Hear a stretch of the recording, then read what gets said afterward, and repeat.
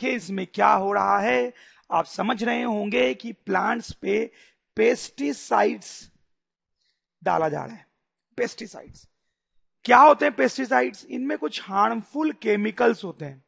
Harmful chemicals क्या करते हैं? ये हार्मफुल केमिकल्स, ये हार्मफुल केमिकल्स कीड़ों को, इंसेक्ट्स को मार देते हैं।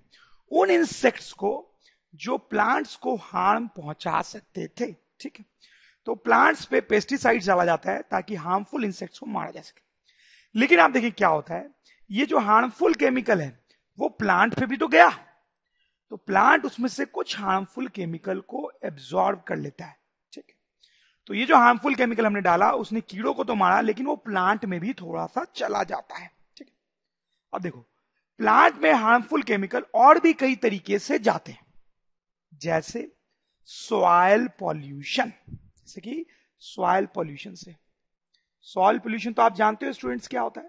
ठीक है, तो सॉइल पॉल्यूशन के कारण सॉइल में कुछ हार्मफुल केमिकल्स होते हैं, हार्मफुल केमिकल्स। ठीक है,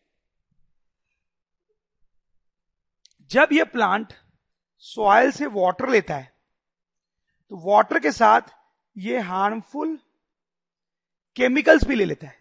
ठीक है, तो बेसिकली आप देख सकते हैं कि डिफरेंट डिफरेंट तरीके से सॉइल पॉल्यूशन के कारण या पेस्टिसाइड के कारण प्लांट्स में क्या हो जाते हैं, हार्मफुल केमिकल्स आ जाते हैं। हार्मफुल केमिकल्स, वो हार्मफुल केमिकल्स का मैं आपको नाम बताऊं तो हो सकता है वो मरकरी, ठीक है, डीटीटी, ऐसे कई सारे हार्मफुल केमिकल्स प्लांट्स में आ जाते हैं।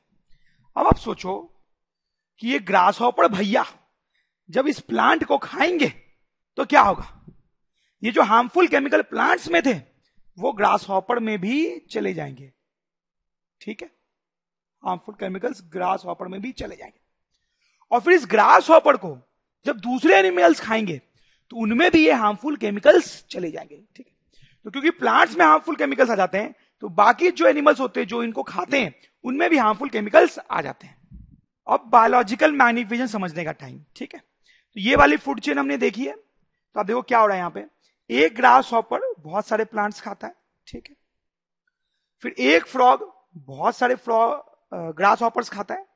ठीक है, फिर एक स्नेक बहुत सारे फ्रॉग्स खाता है, और फिर एक हॉक बहुत सारे स्नेक्स खाता है। ठीक है, ऐसा ही होता है।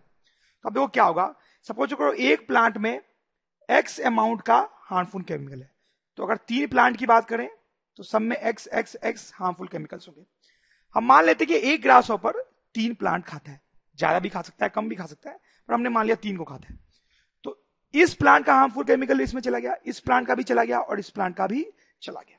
तो इसमें टोटल कितने हार्मफुल केमिकल्स हो गए? 3x। ठीक बात है, हर ग्रास हॉपर में उसी तरीके से 3x हार्मफुल केमिकल होंगे, और इन सब ग्रास हॉपर को जब एक फ्रॉग खाएगा तो उसमें 3x इंटू 4 मतलब 12x हार्मफुल केमिकल्स हो जाएंगे। ठीक है, तो हर फ्रॉग में इसी तरीके से 12x हार्मफुल केमिकल होंगे, 12x। ठीक है, अब समझो, अब इन सारे फ्रॉग को जब एक स्नेक खाएगा तो उसमें 12x इंटू 1 2 3 4 5 यानी कि 60x हार्मफुल केमिकल हो गया इस एक स्नेक में।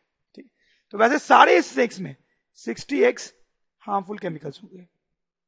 सही बात है, और फिर इन सारे स्नेक्स को जब एक हॉक खाएगा तो उसमें 60x इंटू 6 1 2 3 4 5 6 7 बना दिया मैंने, तो 7 से मल्टीप्लाई कर देते हैं। इट्स ओके, मतलब एक हॉक बहुत सारे स्नेक्स को खाएगा, मुझे नहीं पता कितने को खाता है, 6 को खा सकता है, 7 को खा सकता है, 8 को, तो हमने मान लिया 7, तो इसमें हो जाएगा 420x हार्मफुल केमिकल्स।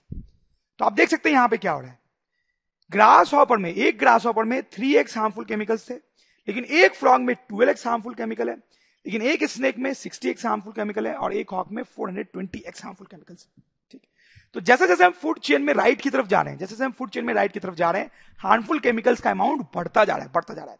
इसी को बोलते हैं बायोलॉजिकल मैग्निफिकेशन, बायोलॉजिकल मैग्निफिकेशन। तो हम लिख सकते हैं, as we move to higher tropic level, as you move to higher tropic level, more harmful chemicals are accumulated. More harmful chemicals are accumulated. This is called biological magnification.